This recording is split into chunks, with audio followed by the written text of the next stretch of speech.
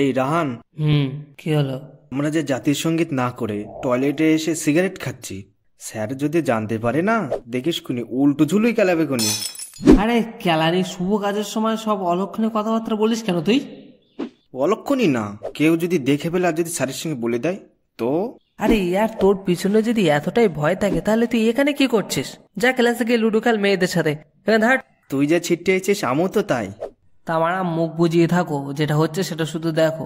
তোর মুখ না জাঙ্গিয়া, খুললেই সবসময় আড়া বাড়া বাড়ায়। তোর ওই বালছেরা কথাবার্তা শুনলি এমনি মুখ দিয়ে ওসব কথাবার্তা আসা, অন্য কিছু আর বের হবে না।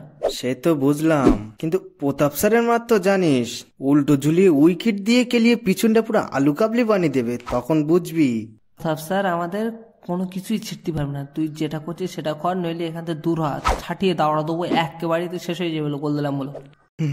তাই তো একদিন মেরে প্যান্ট ছিঁড়ে দিয়েছিল। সেটা প্যান ছিঁড়ে গিয়েছিল সেটা আলাদা ব্যাপার, কিন্তু স্যার আমার এই বুলেট প্রুফ পিছনের একটা লোম পর্যন্ত বাঁকা করতে পারেনি, গিয়ে বলে দিস।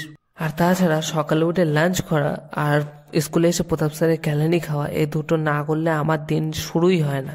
কিন্তু ভাই, ধূমপান তো স্বাস্থ্যের পক্ষে ক্ষতিকারক। ঠিক এই কারণেই তো আমি স্বাস্থ্যের দিকে ধূমপান নিয়ে যাচ্ছি না। এই মুখে নিলাম, এই ছেড়ে দিলাম, ব্যাস উড়িয়ে দিচ্ছি। সমাজ সেবা করছি, এটা আমি সমাজ সেবা। কিন্তু আর কতদিন এইভাবে স্যারের সিগারেট চুরি করে সমাজ সেবা করবো? আরে ভাই, কবি বলেছেন, চুরি বিদ্যা মহাবিদ্যা, যদি না পড়ো ধরা। আর তাছাড়া তোর পাশে কে আছে জানিস? ডন। তাই একদম নিশ্চিন্তে থাকবি, কেননা ডন কো পাকড়না মুশকিল নেই, না মুমকিন है। তোর মতো নেশাখোর বন্ধু আছে বলেই তো আরো বেশি ভয় লাগে, যখন তখন বিপদ আমার পিছনে ঢুকে যাবে। আর আমার কি মনে হয় জানিস, বিপদ আমার পাশে থাকে না, তোর কারণেই আমি বিপদের পাশে থাকি। আর আমি ওকে বলি, ওখানে কেন পড়ে আছিস, আমার পিছনে ঢোক, আমি খুলে দিচ্ছি।